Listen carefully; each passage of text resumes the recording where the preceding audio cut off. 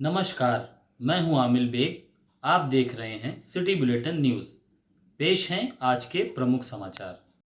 Doctor Ram Manohar Lohia Awadh विश्वविद्यालय का 26वां दीक्षांत समारोह भव्यता के साथ संपन्न हो गया। शिक्षण संस्थान सभी समाज के ब्रांड एम्बेसडर होते हैं, यह बात कही राज्यपाल आनंदीबेन पटेल ने। उन्होंने कहा कि राम राज्य की परिकल्पना अवध की पावन धरा से ही है। शैक्षिक एवं धार्मिक विरासतों को सजोने में विश्वविद्यालय ने पहल की, यह बात कही कुलपति ने। कुल मिलाकर डॉक्टर राम मनोहर लोहिया अवध विश्वविद्यालय का 26वां दीक्षांत समारोह सोमवार को स्वामी विवेकानंद सभागार में संपन्न हुआ। समारोह की अध्यक्षता कुलाधिपति एवं राज्यपाल आनंदीबेन पटेल ने की। कार्यक्रम के मुख्य अतिथि प्रयागराज हाईकोर्ट के न्यायाधीश अरविंद कुमार त्रिपाठी रहे। कुलपति प्रोफेसर रविशंकर सिंह द्वारा स्वागत उद्बोधन किया गया। कोरोना गाइडलाइन का लंबा चौड़ा भाषण देने वाले प्रोफेसर ही आज यहां पर कोरोना गाइडलाइन की धज्जियां उड़ाते देखे गए। विश्वविद्यालय परिसर में अव्यवस्थाओं के चलते आमंत्रित सदस्य भी परेशान थे। राम मनोहर लोहिया अवध विश्वविद्यालय के दीक्षांत समारोह में कोरोना गाइडलाइन का पालन ना के बराबर किया गया। बता दें कि यहां पर छात्र छात्राओं को मास्क लगाने के निर्देश मंच से स्वयं राज्यपाल ने दिया। उपदेश देने वाले लोगों के मुंह पर ही नहीं लगा था मास्क। बता दें कि लगातार उत्तर प्रदेश में कोरोना के केस बढ़ रहे हैं और अवध विश्वविद्यालय के कोर्ट मेंबर और विद्या परिषद के सदस्यों ने ही कोरोना गाइडलाइन का पालन नहीं किया। सभागार में अधिकांश लोग बिना मास्क के ही नजर आए, तस्वीरों में आप देख सकते हैं। फिलहाल अवध विश्वविद्यालय के दीक्षांत समारोह में आनंदीबेन पटेल कुलाधिपति ने कहा कि राम मनोहर लोहिया स्त्री और पुरुष में समानता की बात करते थे। वह कहते थे कि महिलाओं को समानता का दर्जा देकर ही एक स्वस्थ समाज का निर्माण हो सकता है। आनंदीबेन पटेल ने जानकारी देते हुए बताया कि 2020-21 के सर्वे में अस्पताल में होने वाले महिलाओं का प्रसव 67% से बढ़कर के 83% हो गया है। यह हमारे लिए गौरव की बात है। उनका मानना था कि महिला को बराबरी का दर्जा देकर ही स्वस्थ और सुव्यवस्थित समाज का निर्माण किया जा सकता है। आज मुझे आपको बताते हुए प्रसन्नता हो रही है कि NFHS 2020-21 के सर्वे में कुछ सराहनीय बातें सामने आई हैं। इसके मुताबिक प्रदेश में अब संस्थागत डिलीवरी अस्पतालों में जो होने वाली प्रसव 67% से बढ़कर 83% हो गई है। ये हमारे लिए बहुत ही गौरव की बात है। जब देश का कोई प्रधानमंत्री इसके बारे में ऐसे कार्यक्रमों में प्रभावी ढंग से बोलते हैं कि प्रसव, हर महिला का प्रसव हॉस्पिटल में ही होना चाहिए, क्योंकि हम माँ को भी बचा सकते हैं और हम बेटे बेटी को बचा सकते हैं। मैं तो चाहती हूँ 100% डिलीवरी हॉस्पिटल में ही होनी चाहिए और ये हमारा दायित्व है कि हम जो महिला सशक्तिकरण की बात करते हैं, इसमें एक पॉइंट वो भी होना चाहिए, सशक्त बच्चे पैदा हो जब हमारी सशक्त बेटी सशक्त होगी। उत्तर प्रदेश में पुरुषों की तुलना में महिलाओं की आबादी में बढ़ोतरी हुई है। प्रदेश में 5 साल पहले प्रति 1000 पुरुषों पर 995 महिलाएं थी, जो अब बढ़कर 1017 हो गई है। मतलब अब लड़कों को चिंता नहीं होगी, क्योंकि अयोध्या जनपद के ग्रामीण क्षेत्रों में पहुंची जन विश्वास यात्रा का आज भव्य स्वागत हुआ। जनता सड़कों पर उतर आई। बता दें कि गोसाईगंज विधानसभा क्षेत्र में आज यह यात्रा पहुंची थी। तारुन में एक जनसभा हुई। कानून मंत्री ब्रजेश पाठक ने कार्यक्रम के दौरान कहा कि प्रधानमंत्री नरेंद्र मोदी पिछले 7 वर्षों से देश और प्रदेश की सेवा कर रहे हैं। सीएम योगी पिछले 5 वर्षों से अपने कार्यकाल में जनता का जो आशीर्वाद प्राप्त किए हैं, उसके लिए हम गांव-गांव जा रहे हैं, आप लोगों से मिल रहे हैं, जनता का आशीर्वाद प्राप्त कर रहे हैं। जनता की बेहद डिमांड पर हम उनके घर घर जा रहे हैं। जनता हमको हाथों हाथ ले रही है।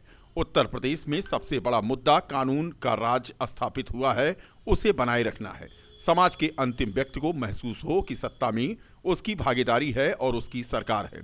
उसको सुरक्षा देने के लिए, उसको मजबूती देने के लिए ही सरकार का उद्देश्य रहा।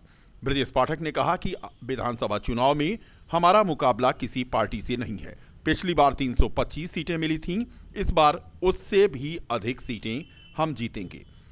हर हिंदू के मन में, भारतवासी के मन में तीव्र इच्छा है कि जो मुस्लिम आक्रांताओं ने हिंदुस्तान की अस्मिता पर, सांस्कृतिक विरासत पर हमला किया था, उसे ध्वस्त किया था, उसे दोबारा पुनर्स्थापित किया जाए। अयोध्या में भव्य राम मंदिर बन रहा है।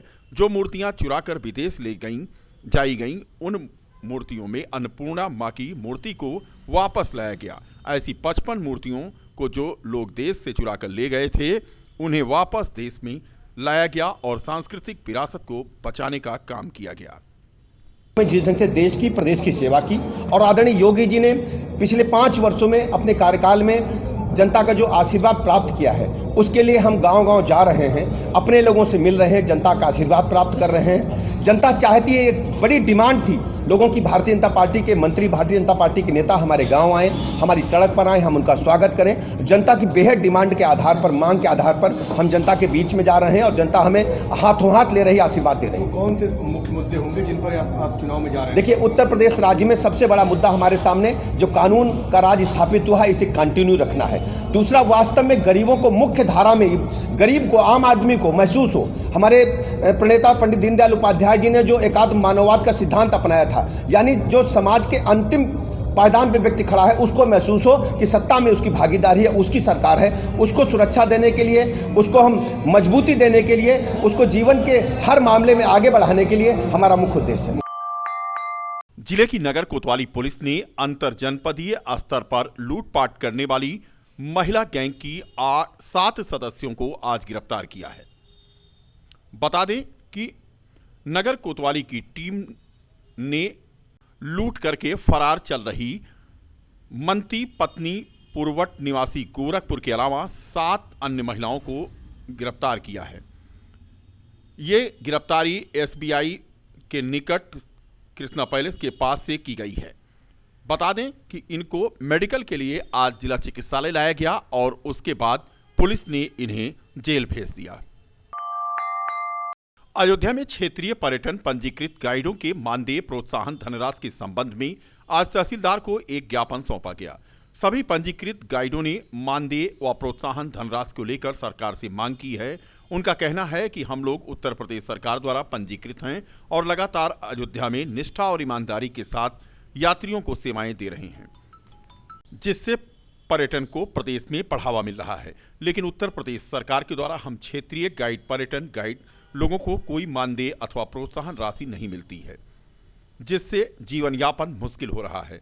इसी संदर्भ में मांग किया गया कि पंजीकृत गाइडों को मानदेय और प्रोत्साहन धनराशि सरकार द्वारा दी जाए और इस संबंध में एक ज्ञापन तहसीलदार को सौंपा गया। देखिए, 2020 से हम सभी गाइड अयोध्या के पंजीकृत थे और हम लोग निष्ठा के साथ सेवाएं दे रहे हैं और यात्रियों को पूरी ईमानदारी के साथ घुमाते हैं और हम लोगों को क्या बोलते सरकार द्वारा प्रोत्साहन धनराशि नहीं मिली है आज तक। मैं सरकार से आशा करता हूं माननीय मुख्यमंत्री योगी आदित्यनाथ जी से कि हम लोगों को पूरे अयोध्या के जितने भी गाइड हैं प्रोत्साहन धनराशि देने की कृपा करें। मैं करबद्ध निवेदन करता हूं, इससे जीवन यापन अच्छे से चले सभी गाइडों का। आज इसका ज्ञापन है राजकुमार पांडे जी को, तहसीलदार राजकुमार पांडे जी को मैंने ज्ञापन दिया। क्या आश्वासन दिया? उन्होंने कहा ठीक है, आगे काम बढ़ेगा। अमित कुमार पांडे। मुस्लिम धर्मगुरु कल्बे जब्बात के बयान लड़कियां बोझ होती हैं पर अयोध्या से महंत राजू दास ने कड़ी प्रतिक्रिया दी है। महंत राजू दास ने कहा है कि ऐसे मौलानाओं की दूषित मानसिकता से देश को सजग रहने की जरूरत है। इस्लाम धर्म में महिलाओं को उपभोग की वस्तु माना जाता है। कल्बे जब्बात की मानसिकता गलत है। हिंदू धर्म में महिलाओं को मातृशक्ति के रूप में पूजा जाता है। देश के प्रधानमंत्री नरेंद्र मोदी को धन्यवाद कि उन्होंने बेटियों की शादी की उम्र 21 वर्ष की है। जो बेटियां डॉक्टर इंजीनियर बनना चाहती हैं या जो पढ़ना चाहती हैं वो अपने पैरों पर खड़ी हो सकती हैं। देश के यशस्वी प्रधानमंत्री जी को धन्यवाद, जिस प्रकार से बेटियों का उम्र 21 वर्ष करने में उनका योगदान और सहयोग, जिस प्रकार से मौलाना कल्बे जब्बाद का जो मानसिकता है, उन्होंने कहा कि बेटियां बोझ होती है, गलत बात उनकी मानसिकता है। इस्लाम में तो स्वाभाविक है कि इस्लाम धर्म के मानने वाले महिलाओं को सिर्फ उपभोग का वस्तु मान